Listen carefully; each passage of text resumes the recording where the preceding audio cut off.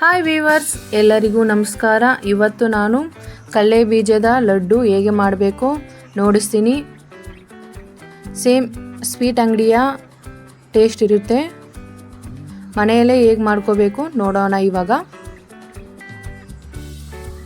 ಮಕ್ಕಳಿಗೆ ಕೂಡ ತುಂಬ ಇಷ್ಟವಾಗಿ ತಿಂತಾರೆ. ತುಂಬ ಸಿಂಪಲ್ಲು ಮಾಡೋದು ಕೂಡ.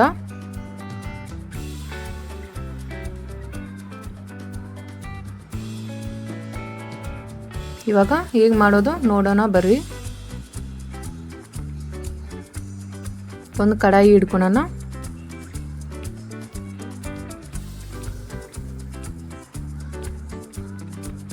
ಕಡಾಯಿ ಬಿಸಿ ಆದಮೇಲೆ ಕಡಲೆ ಬೀಜ ಹಾಕೋಣ.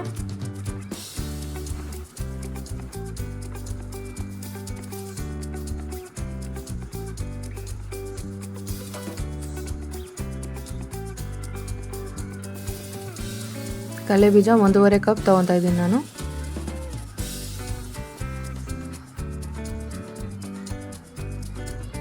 ಎಲ್ಲ ಚೆನ್ನಾಗಿ ಬೇಯಿಸೋಣ.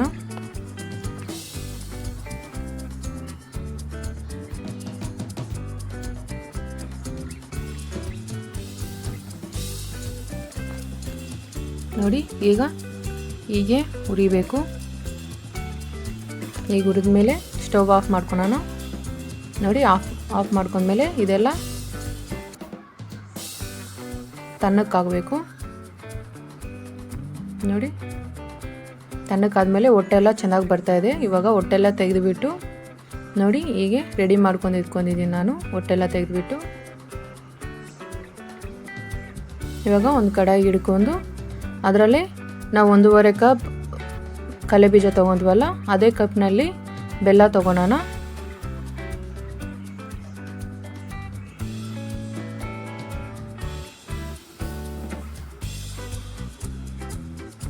ನೋಡಿ, ನಮಗೆ ಪಾಕಕ್ಕೆ ಬೇಕಾದಷ್ಟು ನೀರು ತೊಗೊಳೋಣ.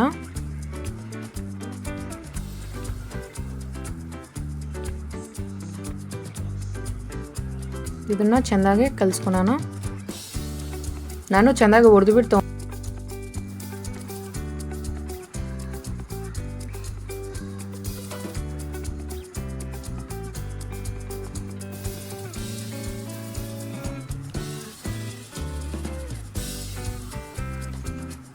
ನೋಡಿ ಎಲ್ಲ ಕುದೀತಾ ಇದೆಯಲ್ಲ. ಇವಾಗ ನಾವು ಒಂದು ಬೌಲಲ್ಲಿ ನೀರು ತಗೊಂಡು ಅದರಲ್ಲಿ ಸ್ವಲ್ಪ ಪಾಕದನ್ನು ಹಾಕಿ ನೋಡೋಣ, ನಮಗೆ ಪಾಕ ಬಂದಿದೆಯಾ ಇಲ್ಲ ಅಂತ ನೋಡಬೇಕು.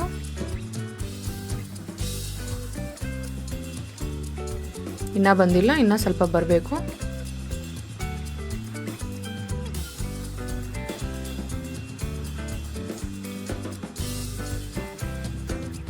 ಇನ್ನೂ ಸ್ವಲ್ಪ ಹೊತ್ತು ಬಿಸಿ ಮಾಡ್ಕೊಳ್ಳೋಣ.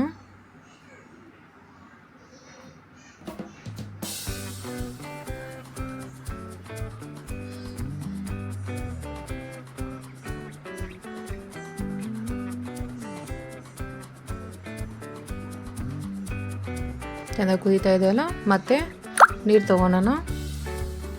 ಮತ್ತೆ ನೀರು ತೊಗೊಂಡು ನೋಡೋಣ ಆಗಿದೆಯಾ ಇಲ್ವಾ ಅಂತ.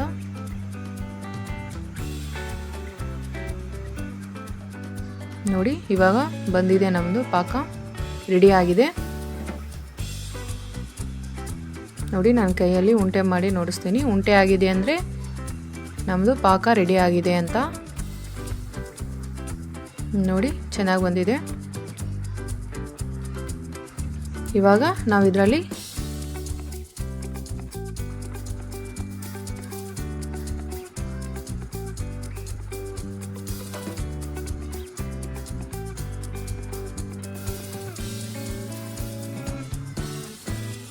ನೋಡಿ ಇವಾಗ ಕಡಲೆ ಬೀಜ ಹಾಕೋಣ. ನಾವು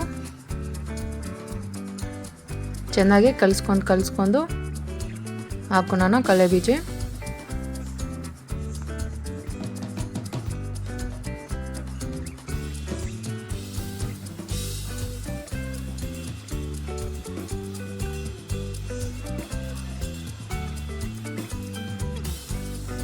ನೋಡಿ, 5 ನಿಮಿಷ ಅದರಲ್ಲೇ ಕಲಿಸ್ಕೊಳ್ಳೋಣ ಚೆನ್ನಾಗಿ.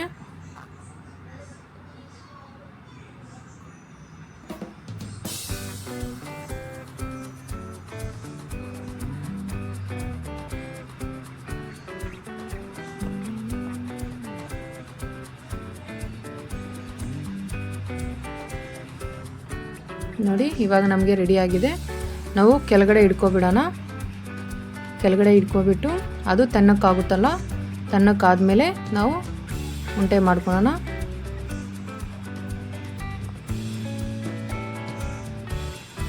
ನಿಮಗೆ ಉಂಡೆ ಇಟ್ಕೊಳಕ್ಕಾಗಿಲ್ಲ ಅಂದರೆ ಒಂದು ಬೌಲಲ್ಲಿ ನೀರು ತೊಗೊಂಡು ಅದರನ್ನ ಕೈನ ಡಿಪ್ ಮಾಡ್ಕೊಂಡು ಉಂಡೆ ಇಟ್ಕೊಳ್ಳಿ.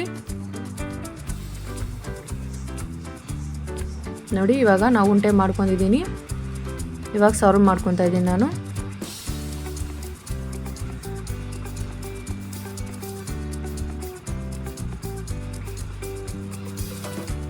ಇಲ್ಲಾಂದರೆ ನಿಮಗೆ ತುಂಬ ಗಟ್ಟಿಯಾಗಿ ಆಗೋಗಿದ್ರೆ ಕೂಡ ಸ್ಟವ್ವಲ್ಲಿ ಇನ್ನೊಂದು ಸಲ ಹಿಡ್ಕೊಂಡು ತಿರ್ಸ್ಕೊಂಡು ಉಂಡೆ ಮಾಡ್ಕೊಳ್ಳಿ. ಚೆಂದಾಗೆ ಪರ್ಫೆಕ್ಟಾಗಿ ಬರುತ್ತೆ.